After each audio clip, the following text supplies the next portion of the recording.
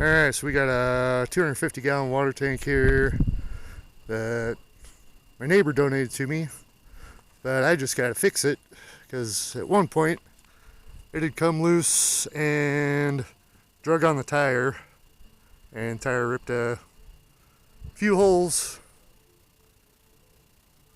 in it. So we're gonna be patching that up today, and hopefully it'll be good to go. I'll just have to clean out the inside and use it for, more rainwater catch. So alright, I'll be back in a little bit. It's going to be kind of windy today, so I'll try to film as it dies down and show you the progress. Oh yeah, and he had tried a few different patches, trying to melt some ABS in there, tried patching it with some tar flashing tape, other plastics, melting them in there, but none of them really held. So we're going to be hitting it with some fiberglass. Pretty much going to wrap this whole thing eventually, and should be pretty strong. I got different weights and stuff of fiberglass, so we'll see how it goes. Alright, so I don't know if you're going to be able to see that exactly, but I got 4-inch seam tape on there, fiberglass seam tape, and I think that's 6 pound, no, 3 pound, I don't remember. Anyway, pretty strong, and we'll let that cure up, do a little bit of sanding. Then I got 1 pound stranded fiberglass that will cover this whole thing in, and then when that cures up, I got a 1.5 pound stranded fiberglass that will just kind of cover everything in for super strength, and that should do it. And there's a little gouge over here that I just threw some stranded on, help reinforce it a little bit. And this, I did some 4-inch seam tape on that too. Like I said, I have no idea if you can actually see the fiberglass or not, but it's in there, it's curing up, and we'll get back to you.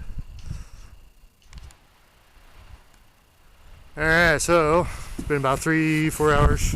It's all cured up, and we're just going to sand it down a bit and get ready for the next coat.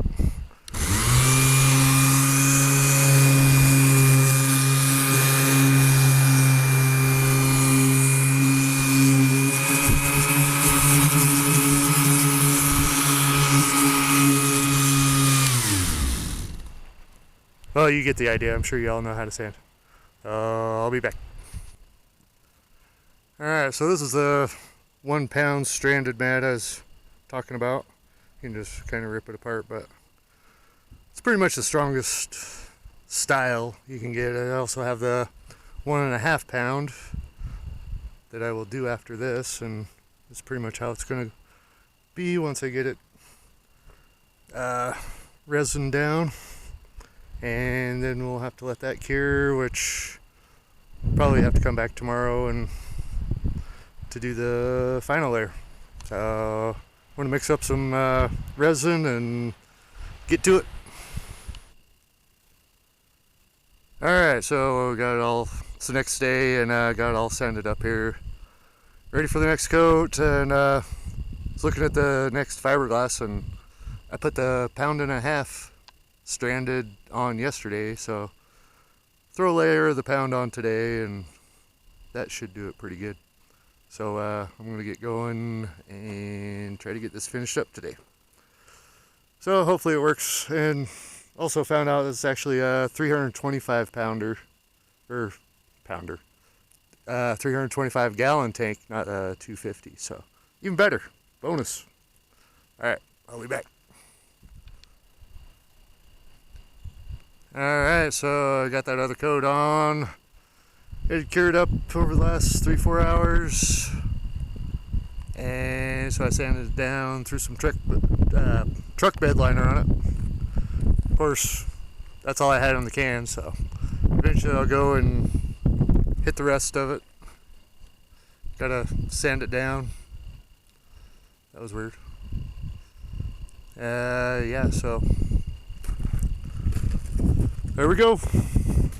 Nice and solid. Now all you gotta do is clean it out. That's gonna be even more fun. Alright, so here's a little update.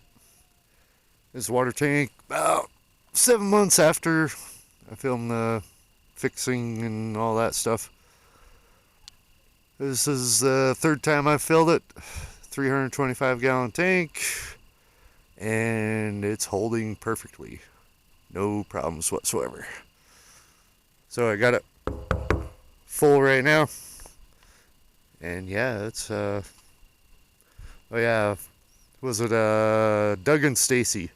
Doug said, don't bother painting your water tanks. And now I see why. Because it just all washes off. Well, with the sun and the rain and all that. Yeah. So, whatever. Lesson learned. Should have listened to Doug.